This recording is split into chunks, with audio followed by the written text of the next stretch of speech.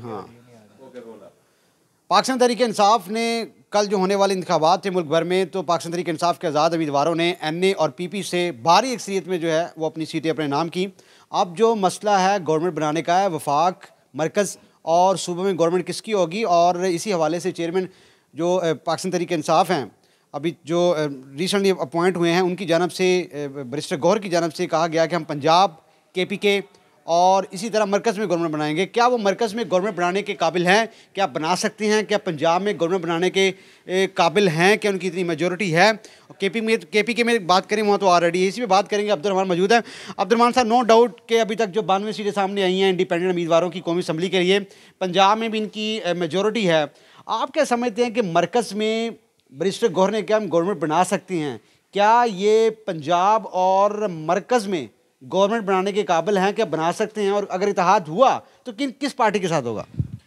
Thank you Imran. देखिए, यहाँ पर मसला ये बना है कि अभी जो सीटों की तकसीम हुई है ये बड़ी अजीबोगरीब सी हुई है। पंजाब में तो खैर पाकिस्तान तहरीक इंसाफ हुकूमत नहीं बना सकती, ना ही नून लीग बना सकती है अभी जो सूरत हाल है।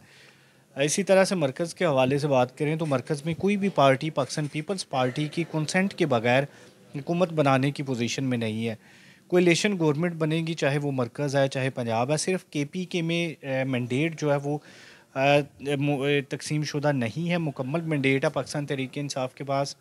सिंध का जो मैंडेट है वो पीपल्स पार्टी के पास है, बलूचिस्तान में मिक्स मैंडेट है। पंजाब में और मरकज़ में भी जो मैंडेट है वो मिक्स मिला है। अब जो नून लीग के लोग हैं या आज़ाद लोग हैं वो कमोबेश फ़र्क तो है उनमें, आज़ाद काफ़ी हैं PTI के जो मरकज़ में 100 के करीब है, नून लीग के जो है वो 70 के करीब है, पीपल्स पार्टी के 54 के करीब है।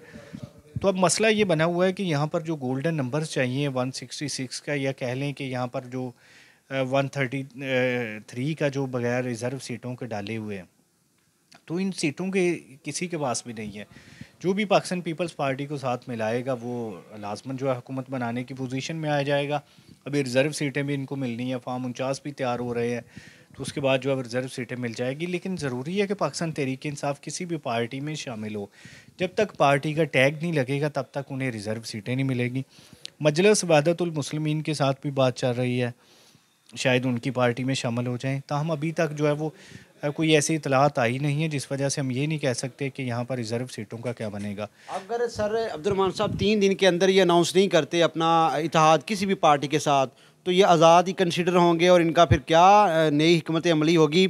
और अगर बैरिस्टर गौहर के मुताबिक कि जनाब हम गवर्नमेंट बनाने के काबिल हैं, अगर बनाएंगे तो जैसा आपने बात की मजलिस वहदतुल मुस्लिमीन, उसके साथ साथ पीपल्स पार्टी की जानब से भी थोड़ा सा झुकाव नज़र आ रहा है, तो नवाज शरीफ साहब के साथ तो बिल्कुल भी नहीं आ रहा। नवाज शरीफ साहब ने जैसा कहा है कि पीपल्स पार्टी तमाम जमातें साथ दें, लेकिन पीपल्स पार्टी इस वक्त तमाम तर जो अपनी तवज्जो मरकूज़ किए हुए है वो पाकिस्तान तहरीक इंसाफ की तरफ किए हुए है। इस पर आप क्या कहते हैं?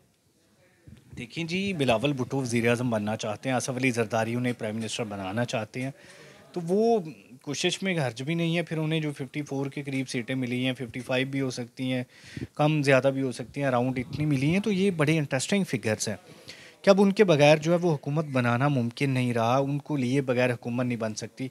तो ये इंडिया की सियासत को अगर फॉलो करें तो वहाँ पर जो स्टेट्स का इलेक्शन होता है या मरकज़ का होता है, तो 10-10, 12-12 पार्टीज़ कोलिशन में होती हैं, वहाँ पर हुकूमत मिल के बना रही होती है, मिक्स हुकूमत होती है, वहाँ पर भी जो वाज़ेह मैंडेट है वो नहीं मिलता। तो अब ये मसला तो बड़ा नहीं है, लेकिन पाकिस्तान में क्योंकि सियासी पार्टीज़ को आदत नहीं है कोलिशन में चलने की, तो यहाँ पर ये इसलिए बड़ा मसला है। नून लीग वैसे भी जो है वो मखलूत हुकूमत नहीं चाह रही होती, वो चाह रही होती है कि उनको इतना मैंडेट मिले जो क्लियर हो, सादा मेजॉरिटी हो, 2/3 मेजॉरिटी हो, ताकि वो आसानी से फैसले कर सकें।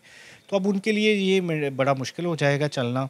तो मुझे लगता नहीं है कि अगर नून लीग कोलिशन में जाती है तो वो 5 साल निकाल सके, उससे पहले ही उनकी लड़ाई हो जाएगी। दूसरी जानब पाकिस्तान तहरीक इंसाफ पीपल्स पार्टी को साथ मिलाए बगैर 5 साल नहीं पूरे कर सकती। पंजाब में इंटरेस्टिंग सूरत हाल है, बाकी सारी क्लियर है।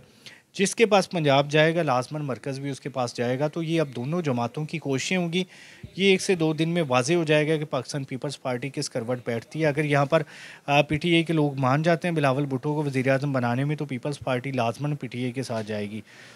लेकिन अगर यहाँ पर नवाज शरीफ तो नहीं मान सकते ना, क्योंकि नवाज शरीफ खुद वज़ीर आज़म बनना चाहते हैं।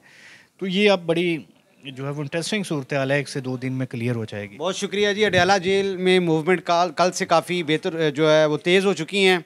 अडेला जेल में काफ़ी मुलाकातें भी इम्कान ज़ाहिर की जा रही हैं। फैसला खान का होगा, खान ने कहा कि बाल, पिच, ग्राउंड, T20 खेलना है या वनडे खेलना है या टेस्ट खेलना है, किस तरह खेलना है, ये तमाम तर जो सूरत हाल है वो अब इमरान खान के हाथ में है।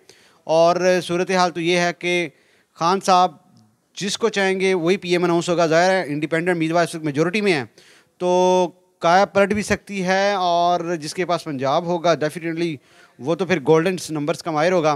बहरहाल हमने आपके साथ कुछ एक्सक्लूसिव शेयर किया। मज़ीद अपडेट्स के लिए शामिल होते हैं।